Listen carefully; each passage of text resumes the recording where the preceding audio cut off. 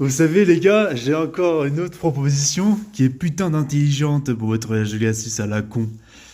Parce que non seulement déjà, pardon, je vais vérifier si j'avais de la merde sur les cheveux, enfin, des pellicules, excusez-moi pour ces détails-là, bref.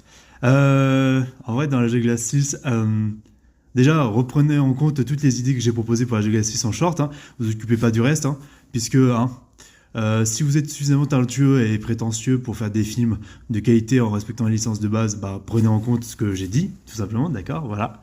Et pour information, si dans la jungle 6 vous faites revenir les dinosaures et Buck, pour information, non, parce que non seulement ce serait une conclusion à la saga, où voilà, si serait âgé tout ça, mais vous pouvez faire, peut-être revoir, je sais pas, Maman Dinosaure avec les trop petits.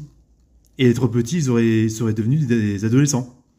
Bien sûr, il y aurait une petite blague de Sid qui les revoit une dernière fois avant sa mort. Et en fait, il pourrait dire: oh là là, je suis content que vous ayez grandi comme ça, les enfants. Je me souviens quand vous étiez petits, vous grattiez comme moi, mais je vois que c'est plus tellement possible maintenant. Voilà. Ça ferait à la fois un petit clin d'œil amusant pour les films, mais au troisième film, mais surtout, ça, en fait, ça passerait à autre chose dans un certain sens où, voilà, ce serait comme une sorte de passage à une autre étape de l'évolution des personnages, si tu veux. Parce que tu peux pas faire les petits qui ont grandi, les petits dinosaures qui ont grandi, qui sont devenus adultes et qui se grattent comme si, ça n'a aucun sens.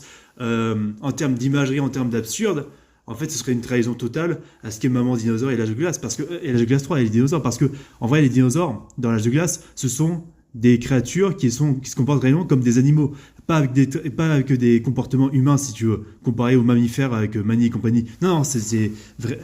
Bon, bien sûr, il y a une exception avec Scrat, mais Scrat, c'est fait exprès parce que justement, Scrat, c'est pour le côté humoristique.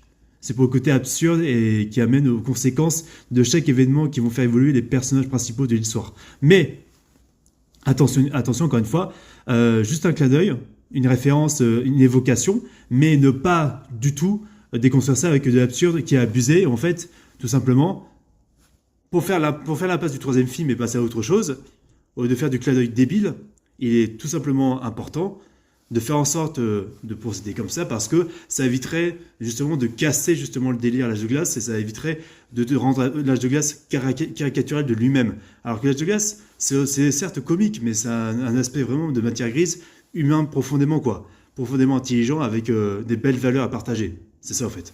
Donc j'espère que vous aurez bien compris ce que j'avais dit en tout cas. À bon entendeur les gars. Donc à la prochaine.